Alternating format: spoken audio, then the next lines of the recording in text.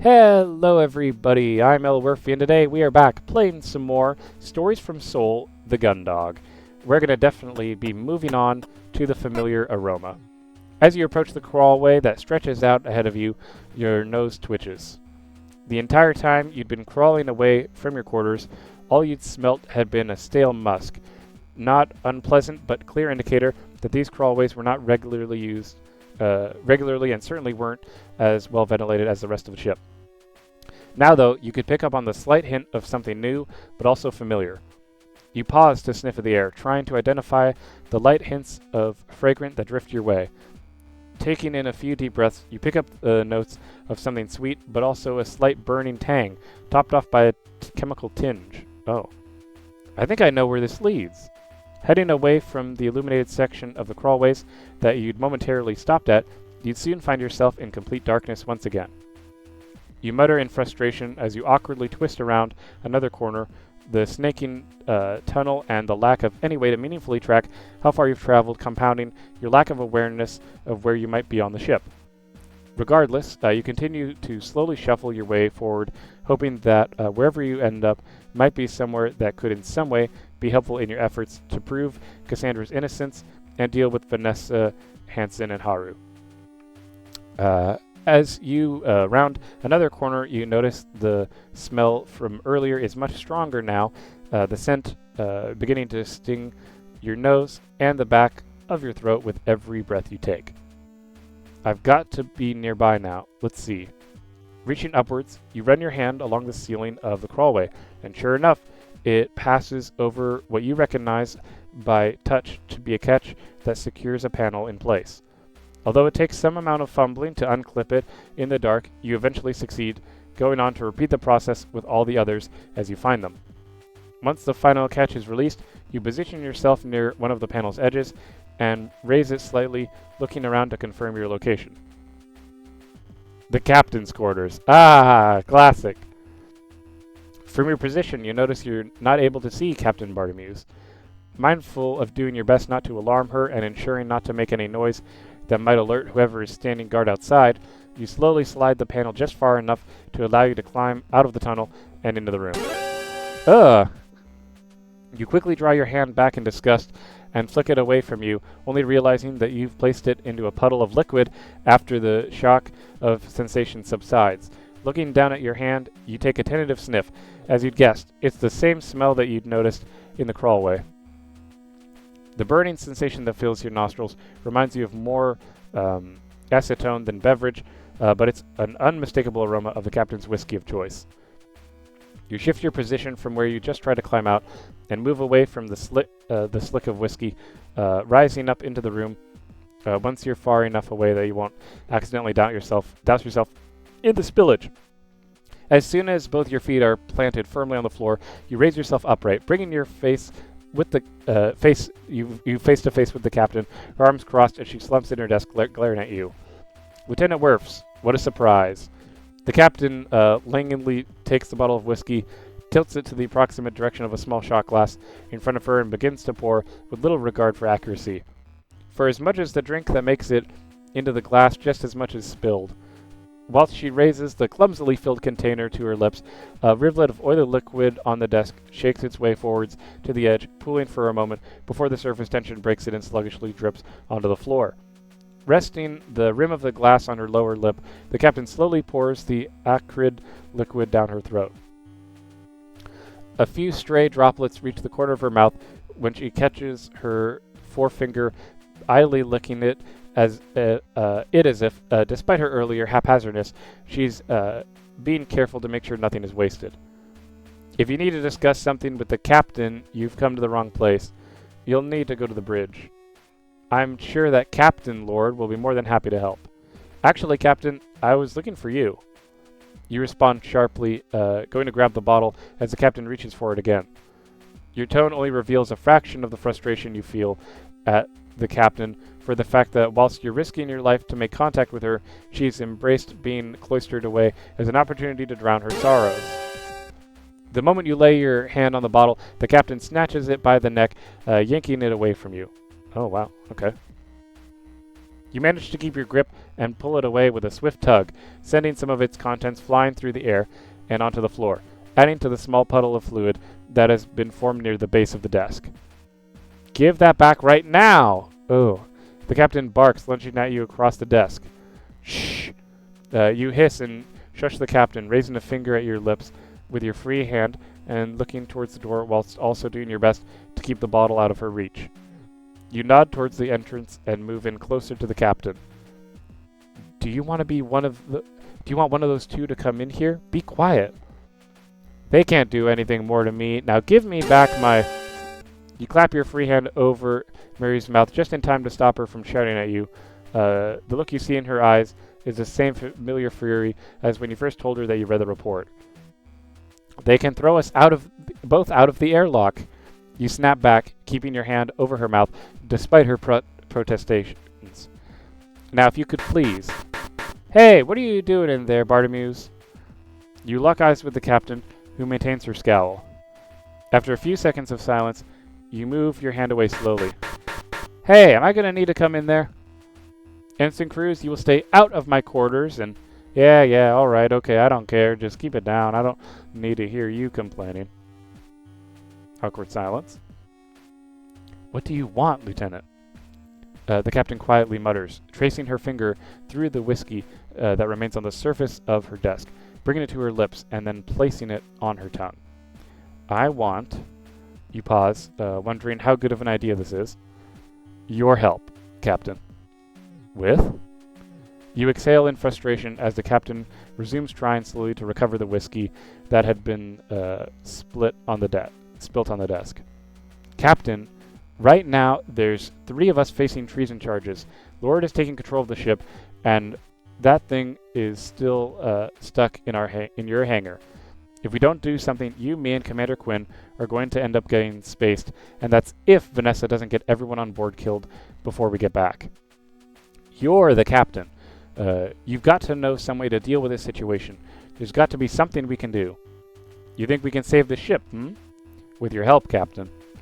That's very noble of you. I wish you the best of luck with it. Oh my god, she's useless. Picking up her shot glass again, the captain slowly rotates it, causing the last remnants of fluid to gather in one droplet at the bottom before tilting back her mouth. Captain! You snap. You can't be serious. We could all be about to die, and you're sitting here drinking. I need your help. You think you need my help?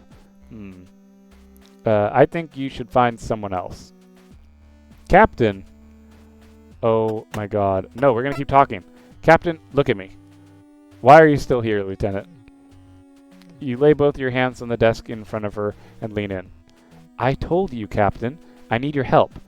We need to get control of this ship back before it's too late. Lieutenant, if we can prove you innocent, if we can prove Cassie innocent, then we can show the rest of the crew that Vanessa's claims are total nonsense.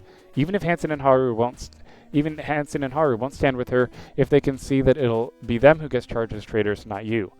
Lieutenant, Captain, please. I can't do this alone.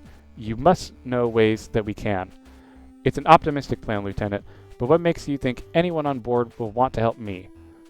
Help wasn't quite forthcoming on the bridge earlier, and to be frank, I'm not particularly in the mood for another encounter with the ensigns. Captain, come on! You lean in closer, your exasperation at the captain's disinterest adding a harsh edge to your lowered voice. I'm not in the mood for this either, but everyone in this ship is relying on us right now. I've told you, Lieutenant. I've made up my mind. Besides, the captain runs her finger through the small trail of whiskey remaining on her desk and brings it to her lips. How exactly is any of this my concern anymore? Oh my god, this lady is actually a pain in my ass. In a single instant, you're angrier than you can ever recall being. The tense feeling of frustration that you had been building within you at the captain's unwillingness to help bursts into searing white rage, consuming you from within a single moment. It takes you little more than a second to regain control of yourself, but in that brief window, you lunge forward, almost striking the captain. Because you're the damn captain, Bartimeus. You rage through gritted teeth. Whatever the hell Lord said on that bridge, whatever she's trying to do, this is still your ship, your crew. You growl, your eyes level with the captain's, as you lean in as close as you can. Whether frozen in place with shock or standing her ground because of a pride that won't let her retreat, the captain stares back at you fiercely. Everyone on this ship is under your command. They're your responsibility. Right now, you have the chance to help them all, and you're just going to give that up? There's no way I'm letting you do that. Not after what you've done. You owe me this. You snarl. The captain jolts out of her seat, slamming her hands on the desk to square off with you. I don't owe you a damn thing. The hell you don't. You know what you've done to me. And I'm not going to let you do it again. Not when the people here are relying on me. You don't care what happens to you? Fine. But I care what happens to Cassie, and what happens to this ship. I'm not going to let them all down. So you get your head out of your ass and help me. Yeah, give her a good lecture. I love it. You're suddenly conscious of your chest rising and falling with each breath you take, your body shaking, a prickling sensation rising through your hands into your arms as the silence between you and the captain engulfs the room. You know what? If you're not going to help, then you can... Lieutenant, I once risked everything, you know. My reputation, my rank, everything I had. I took a chance for something that meant everything to me. I failed. But if I could take that chance again, I'd do it. Every time. It seems that we might be It seems like that... How's that read? It seems like that might be something you can understand better than anyone else. With a sigh, the captain stands upright and adjusts her hat and tie. If you think you need my help for this, then I'll help you. But you need to make sure you're certain about that. This may feel like a life and death, but I'd recommend not rushing into things. Like I did. So consider this very carefully, Lieutenant. Captain.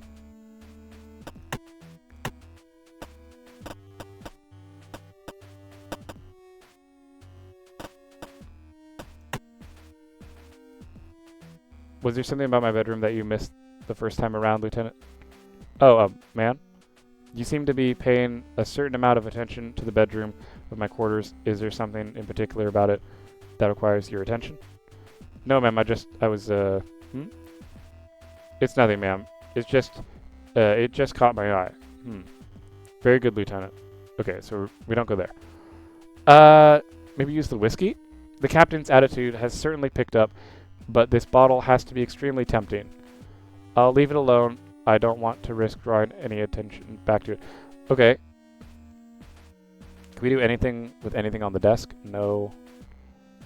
What about the painting? It's an inspiring painting, but I don't have the time to stand around contemplating it right now. No, sure. Ma'am, do you still have the access to your desk?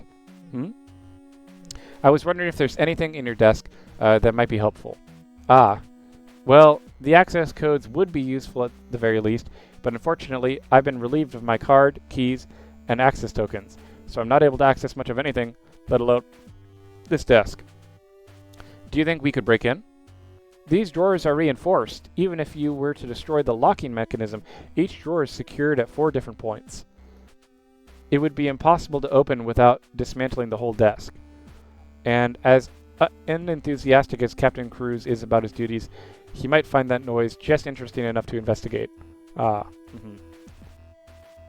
Well, just the door? Is there something you need, Lieutenant Wirfs? Oh, no ma'am, nothing. She was in the bathroom. I happen to notice that your attention turned towards my bathroom. Do you need to... No ma'am, just... Okay. I appreciate that there's an allure in the mystery of the unknown. So there's no need to be shy if you're curious. Ma'am, no, it's fine. I don't... I have no qualms, Lieutenant. Thank you for the offer, ma'am.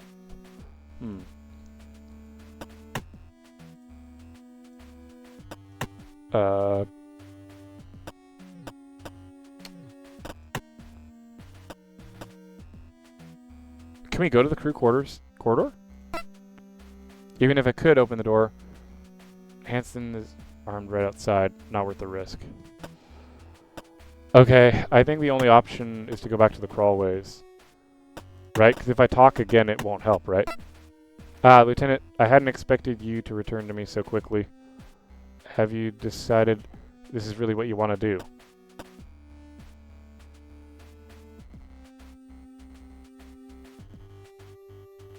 What else is there to do? Maybe I could use a little more time. There had to be other options. You knew that. Despite the captain's knowledge and authority and experience, you know how alert you seem right now. Your mind kept wandering back to the nearly empty bottle on her desk. Was this really who you wanted to entrust Cassie's fate to? I think I might see what other options there are. Hopefully, there's something a lot less risky way to do this. I see. Do let me know once you've made up your mind, Lieutenant. Yes, ma'am. Let's move back into the crawlways. Let's just go to other stuff. The sound of machinery, that's probably the engine room. Let's go. As you come to level with the crawlway that branches to your left, you notice the almost imperceptible sounds of echoing in the distance. You hold your breath and angle your ear towards the darkness that they come from and focus trying to identify them. It takes some time before you're able to distinguish the faint sounds of properly from the general thump of the gun dog's systems before you concentrate and realize you can make out the whir of motors and the sound of metal colliding with metal and tools being used. It's too quiet to be engineering, which must mean that way leads to moving away from the illuminated nexus between the various crawlways. You follow another twisting path of identical, distinguishable tunnels, and it doesn't take long for you to find yourself in total darkness once again. Unlike your journey from your quarters to the lit segment you'd just taken a break at, you were confident of where you were heading as the previously muffled sounds were growing louder with every corner you turned. There's an erratic sense of noises and paces of machinery and equipment punctuate your journey from their regular rhythm, unlike the constant background noise of the engineering department from the sound of something hard at work. As you continue to move through the twisting shaft, you notice a strange sense of lightness to your movements, which you initially dismiss as numbness from the time you spent hunched over and crawling. It isn't until you push against the floor with one leg and inadvertently send yourself gently gliding forwards that you realize you're leaving the area under the influence of the ship's gravity net. You hold your arms out in front of you and ensure you don't slam your face into the end of the current length of the tunnel. Thankfully, you hadn't pushed it with much force. You feel the cool steel on your palms. Feeling around, you determine the direction you've been heading in the next. Eventually identify a turn to the right and carefully propel yourself off the crawlway wall. Soon enough, you manage to adapt to this method of movement, propelling yourself by pushing off the tunnel walls or pulling yourself along the occasional pipe or protrusion. Eventually, you turn a corner and, for the first time since you started down the path, you see the faint glow of light moving towards it. You realize that it's the outline of the hatch built into the walls. Now that the sounds are almost as loud as if you were in the room with the machinery, you can clearly make out the dull thrum of a gantry crane from one end of the rail to the other, interrupted by the regular sound of impact drivers. Once you make your way over to the hatch, you grasp it faintly as its illuminated handle and twist. As you feel the mechanism disengage, you slowly push it open and peer through the gap. Oh! Okay, we're in the hangar. As you'd expected, the noises guiding you to the hangar, which you take your time to carefully survey, looking out for Hanson and Haru and any other member of crew that you didn't want to run into. Aside from Dalton, who was hard at work on Hanson's Juno and completely unaware of your presence, you don't see anyone. Alright, let's go. Yeah, Dalton was on our side. You perform another quick scan of the hangar to ensure that it's still just you and the cadet who are around before kicking off a nearby wall towards Dalton. You can tell he is completely absorbed by his work, and it isn't until you lay your hand on his shoulder that he has any idea that there's someone in the hangar with him. Chief, I was just finishing the final recoupling of the new bell nozzles to the directional. Startled, Dalton swivels to face you, the look of terror on his face instantly replaced with one of pure confusion. Oh, see you, Lieutenant. Wait, what are you doing out of your quarters? You're supposed to be locked up until we get back to Europa. They said you're a traitor. Is this breakout? You've come to take me out? It's part of your conspiracy? Oh no, help! In his panic, Dalton shoves you away from him, and he turns and scrambles away, using whatever purchase he can to find on the armored frame surface. Once out of reach, he kicks off the machine. Fortunately for you, he doesn't make a solid contact, his feet instead catching it at an awkward angle, which sends him drifting away slowly despite his writhing and chasing and thrashing. Dalton, shut up and get back here!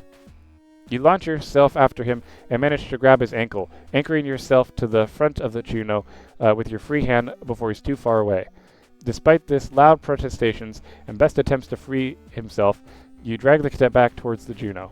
Help! Help! I'm gonna be As he continues to thrash around, it takes most of your strength to pin Dalton to the armored frame, a challenge that is made all the more difficult by the lack of gravity. Using your legs to brace yourself on a nearby safety rail, you pin him with one arm and cover his mouth with the other, making sure that he isn't going anywhere or alerting anyone. Dalton, please calm down. I'm not here to hurt you. I'm here to... Cadet, get a hold of yourself. I'm not here to hurt you. That's right. Just take it easy. I'm going to let go of you, okay? I just want to talk. Apprehensively, you slowly release your grip on Dalton and remove your hand from his mouth. He slumps into the microgravity, remaining in place. But, Lieutenant, you shouldn't be out here. They said you were a co-conspirator with Commander Quinn and the captain, that you had to be... Who said that, Dalton? I mean, Captain Lord and the ensign said, and do you really believe them? Well, that's, but she said... You sigh with exasperation, holding up both your hands to stop Dalton before he spirals back into an anxious ramble. If I was a traitor to the ship, do you think I'd have done everything I've done to make sure everyone has stayed safe? Like getting the power back online, securing that machine. Look, I'm sorry I scared you, Cadet, but this is really important. Lieutenant Lord is lying about everything. Captain Bartholomew and Commander Quinn have nothing to do with what's been happening, and there's no way that Quinn could have killed the doctor. Right, it's probably Vanessa. That's why I'm here. I need your help to... Hey! You hear Ensign Rumney's call echo across the hangar. Fortunately, the two of you are behind the Juno and can't be seen from the entrance. Taking advantage of this, you shunt Dalton forwards, then, using him as a distraction, you slip into the Juno's open cockpit and out of sight. Okay. For a moment, you consider closing the hatch, but you realize that there's no way Haru would miss that happening, and with Dalton floating towards them, they'd instantly get suspicious. Instead, you get as far back into the cockpit as you can and freeze. Whoa, geez, kid, be careful. What are you doing floating around like that? And what's with the screaming? Something happening here? Oh, I was just what? What's going on here, huh? Holding your breath and staying as still as possible, your grip tightens onto the back of your seat. All you can do is hope that Dalton doesn't give you away. Well, it was because Kid, spit it out. Is there something wrong with the AF? Oh, no. There's nothing wrong. Nothing. It's all fine. It's just... Seriously, what have you done? Do I need to check it out?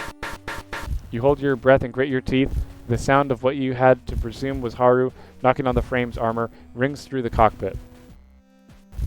It was nothing. I just got the impact driver caught on my jumpsuit, and then it started going because I accidentally hit the trigger and everything started bunching up, and I couldn't stop it because... Alright, kid, okay, take it easy. Yes, Ensign. You all good? Yes, Ensign, thank you. I got it off by... Okay, cool, got it. Just, stay calm next time, okay? Yes, Ensign, I will. I'm sorry. Alright, well, if that's it. Yes, Ensign, it is. Nothing to worry about. Take it easy, kid. You remain still within the tense silence, doing your best not to move, trying as hard as you can to not even breathe. As far as you could tell, Haru had left, but you have no way of knowing for sure. Remaining motionless, you stay hidden in the cockpit until... Lieutenant, it's safe to come out now. You feel a little guilty for your paranoia, but wanting to make sure you're ready for anything, you assume Ensign Rumney is waiting in ambush to spring out of the cockpit. Fortunately, all you're met with is a still hangar and a fretful Cadet Grange. Sorry about that, Lieutenant. I didn't mean to get you in trouble. I just... looking around, you make certain that you're alone with Dalton. Once again, it's a few seconds before you respond. Hey, don't worry about it, Cadet. Thank you for covering for me there. Yeah, no problem. But what do you want me for? Why are you here? I didn't want to believe what they said about you and the captain and the commander, but after they all locked you up, I heard Ensign Cruz say that... Dalton, hey, calm down. It's okay. Sorry. You take a deep breath and close your eyes, sighing before you begin. Something about asking the cadet for his help seemed wrong. Although he was working on a JCF ship, he was basically still just a kid, but you knew that he had the technical skills you needed. I'm here for your help, Dalton. If I can't get control of the ship back from Lieutenant Lord, then both the captain and Commander Quinn are going to get executed as traitors. I can't do it alone. I need the help of someone who knows all the systems on the ship, and that's you. You want my help? That's right. You know your way around the ship almost as well as the chief. You could really help me out here, cadet. As you talk to Dalton begins to fidget with his gloves, glancing around nervously as he does.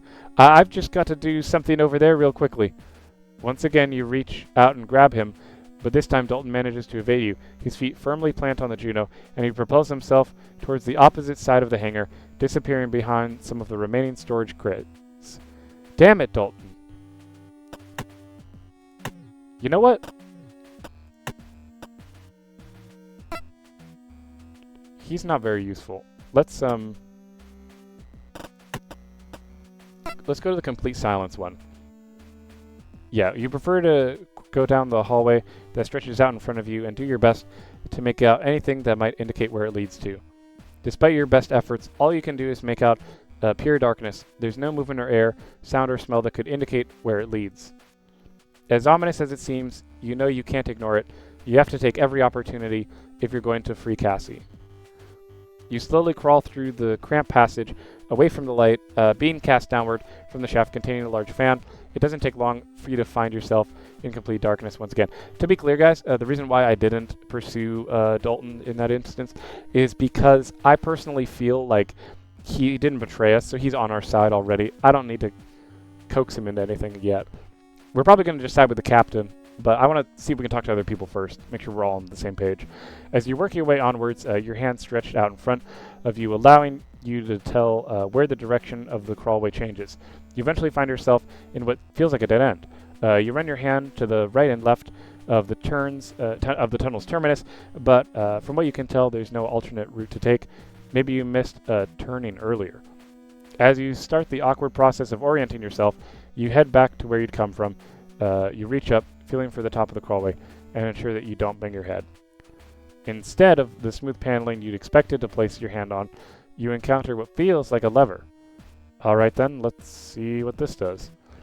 Crossing your fingers that you're not about to open a hatch into space, you grip the lever and push it.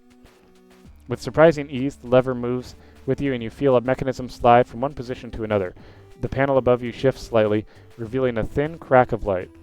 Okay, now where are we? Oh, we're here. Pushing on the hatch, you stand up and look around. You see that you've emerged into the airlock. You clamber out of the tunnel, lowering the hatch behind you, but not closing it entirely. The airlock, huh? You muse. Not exactly the most useful place to be, but it's better than being locked up. Can we use the spacesuit? I'm not planning on going outside the ship anytime soon, and these won't offer much in the way of protection against firearms. It's not even worth trying the radios. Who knows who'd pick up? It might be Vanessa if I'm really unlucky. Can I look at a map? Because the airlock...